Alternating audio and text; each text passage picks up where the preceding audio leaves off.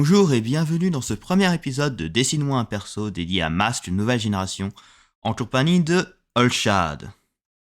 Je le remercie d'être le premier à avoir accepté de venir sur ma chaîne.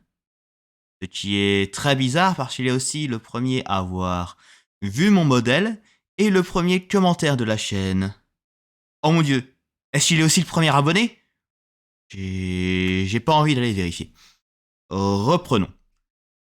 Dans cette série d'épisodes, nous allons parler de la création d'un personnage pour Mask. J'ai beaucoup apprécié ce temps passé à discuter et créer nos personnages.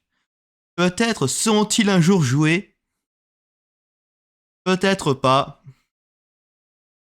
C'est là le destin de tout personnage de jeu de rôle. Bonjour, je suis avec Olshad. Bonjour tout le monde. Est-ce que tu peux te présenter? Bah, oui, bien sûr, hein, donc Olshad, rôliste depuis maintenant pas mal d'années, hein, arrêtez de compter. Je suis MJ, joueur, et j'adore le JDR, c'est vrai que c'est une grande passion et j'ai toujours cette volonté de pouvoir justement le faire découvrir au plus grand monde, de pouvoir le promouvoir ma passion. Effectivement, tu la promeus assez souvent parce qu'on le voit quand même assez souvent sur les chaînes des autres. C'est ça, tout à fait, hein, plus que sur ma propre chaîne d'ailleurs.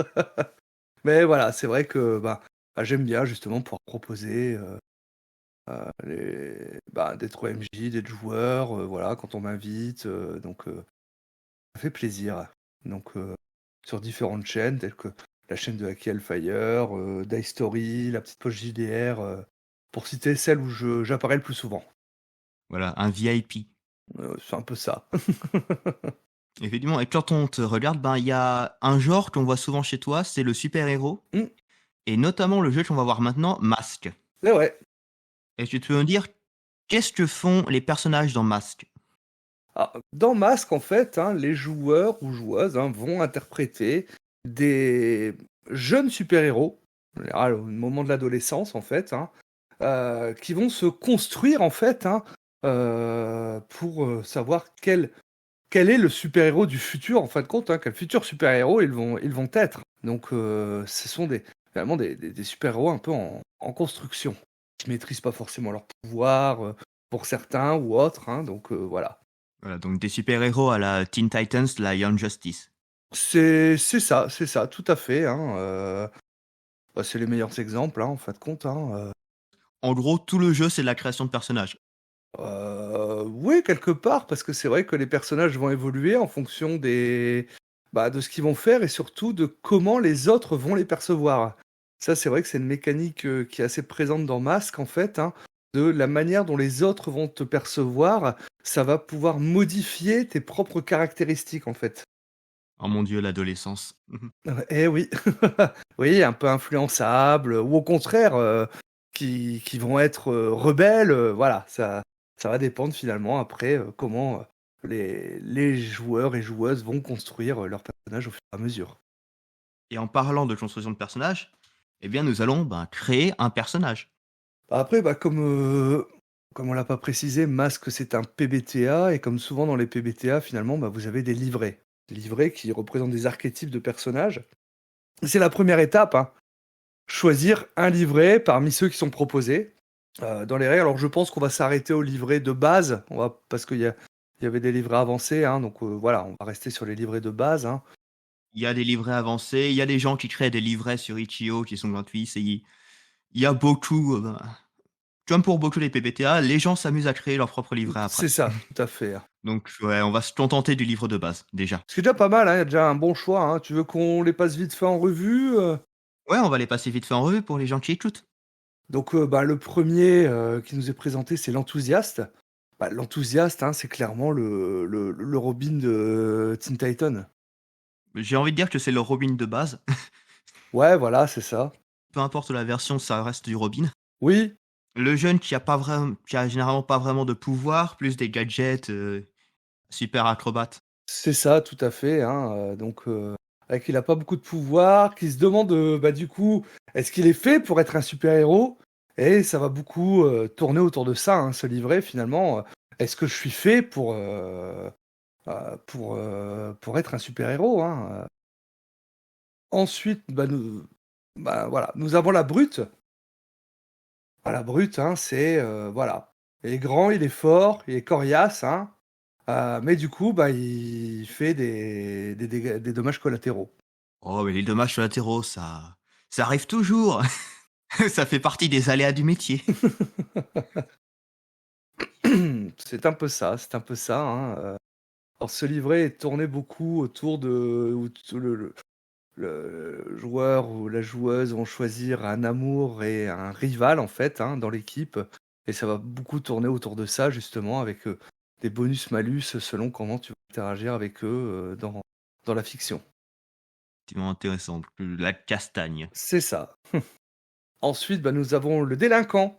Voilà, c'est le rebelle, clairement, hein, c'est le rebelle très intelligent, qui se sent supérieur aux autres, la plupart du temps et donc c'est vrai que, bah, ça a beaucoup tourné autour de ça donc est-ce que, bah, c'est voilà, c'est un rebelle qui va s'assagir ou au contraire qui va continuer à, bah, voilà, à vouloir impressionner les autres par des singeries, ce genre de choses et ainsi de suite, hein, donc c'est comme ça justement que le rebelle va un peu le délinquant va se définir. Le petit, on va dire, le débutant anti-héros, quoi. Ouais, ouais, c'est à peu près ça. C'est une bonne définition. Le condamné? Celui-là, il est sympa, celui-là. Ah bah, le condamné, c'est celui qui a une épée de Damoclès au-dessus de la tête.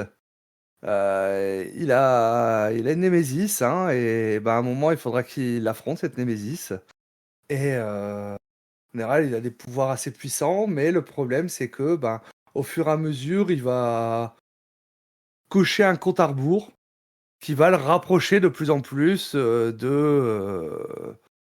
bah, de sa némésis et donc, de ce combat final, de son destin funeste. Sinon, c'est un peu, ben, on parlait de Teen Titans avant, c'est Raven, c'est ça? Oui, c'est un peu ça, c'est un peu ça. Ensuite, nous avons le Masque. Bah, le Masque, c'est Spider-Man, hein. Ce super-héros pris entre sa vie de super-héros et sa vie civile. Ce Chili Chose, pas mal d'emmerdes, hein. Bah, c'est ça et donc bah, ce personnage va être beaucoup, justement, tourné autour de, bah, de son identité secrète et ses obligations, où il va choisir des obligations, je dirais civiles, qu'il va avoir, hein, un petit boulot, voilà, ses études, bah, la maison, les corvées, ainsi de suite, des amis ou autres, mais qui ne connaissent pas forcément son identité secrète, en tout cas son identité de super et donc qui va devoir jongler avec ça, hein. C'est vrai que, bah, c'est clairement le Spider-Man, hein. Spider-Man a toujours tourné autour de ça, hein. Ah, mais c'est pour ça, c'est un des préférés aussi. Mais c'est oui, c'est aussi pour ça. On pouvait s'identifier plus facilement à lui. Ensuite, nous avons l'héritier. Ah, l'héritier, ben, c'est, héritier d'une longue lignée de super-héros, voilà. En gros, c'est, bah, Superboy, on peut dire ça, hein, donc en gros, le fils de Superman. Bah, ouais, mais du coup, comment on s'inscrit justement dans cette famille, voilà, comment on porte cet héritage? Voilà, donc c'est vrai que, ça va beaucoup tourner autour, bah, de cet héritage, d'être l'héritier en fin de compte avec, bah, toutes les contraintes que ça peut amener. Ah ça, c'est, un peu la pression, hein. Bah, oui, tout à fait. Ensuite, nous avons la Nova. Alors la Nova, c'est des pouvoirs très puissants, mais très dangereux et bah, qui, au moment en tout cas où vous allez interpréter la Nova en fait, hein, bah, ne contrôle pas forcément ses pouvoirs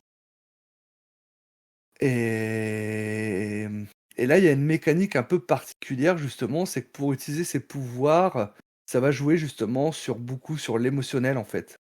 Plus vous allez avoir d'état émotionnel en fin de compte, plus vous allez pouvoir, utiliser vos pouvoirs en gros. Petit aparté pour les états émotionnels, c'est une mécanique du jeu qui est qu'on peut associer un peu au point de vie, on va dire, Ça remplace totalement les points de vie, parce qu'il y a pas du tout de points de vie dans ce jeu. et qui donne généralement des malus à certaines actions Mmh.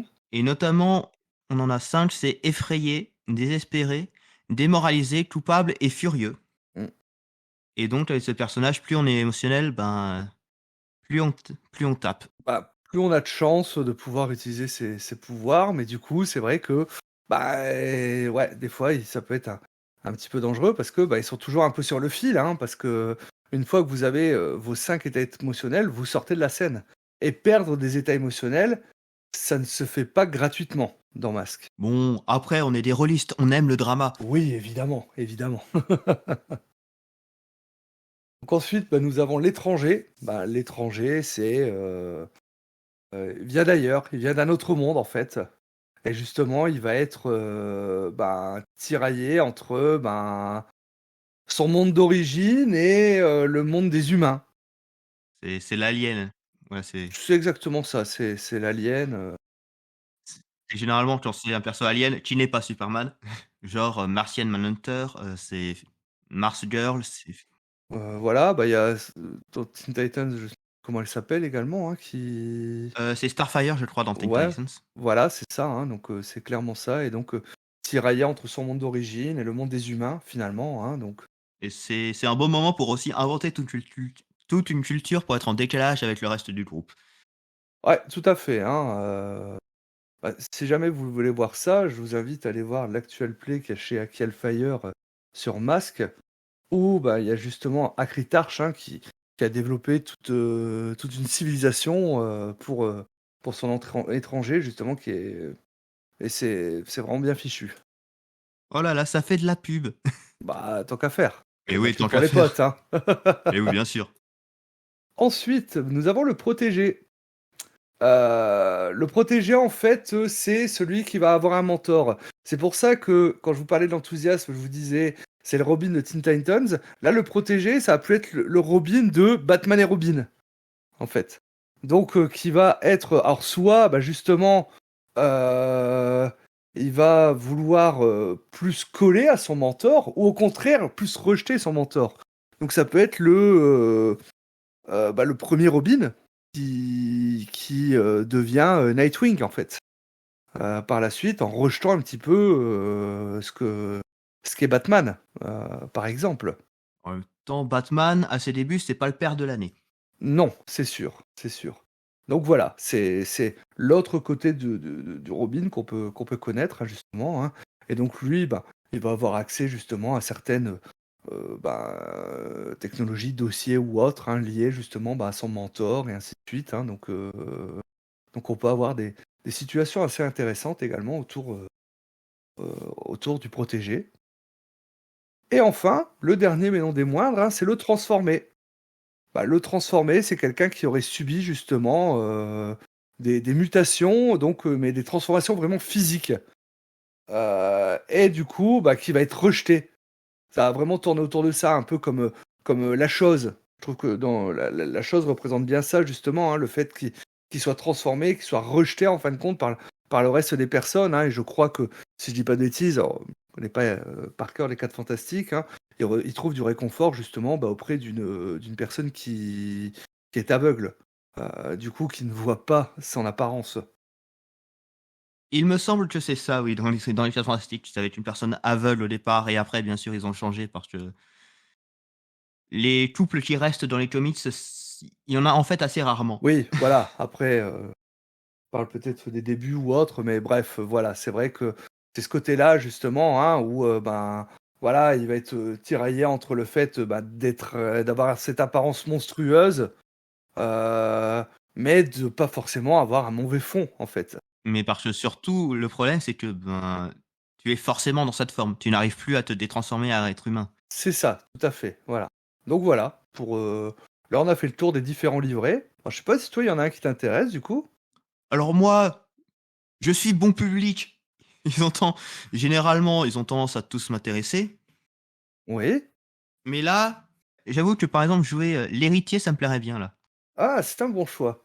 Bah écoute, moi justement, je vais prendre le masque parce que je n'ai jamais joué à masque. Alors, faut savoir que j'ai eu l'occasion de jouer 2 fois en tant que joueur à masque et j'avais joué à un enthousiasme que j'ai adoré. Pour une campagne qui n'est jamais terminée, qui n'est pas terminée. J'espère qu'un jour on pourra la terminer. Et j'avais joué une Nova également. Mais du coup, là, je vais me tourner vers le masque. Sympathique. Un héritier et un masque. Mais oui, Le plus dur de la création d'un personnage de jeu propulsé par l'apocalypse a été fait. Choisir un livret. Dans le prochain épisode, nous allons suivre les instructions de nos livrets pour développer nos persos et donner pas mal de nourriture à un hypothétique MJ.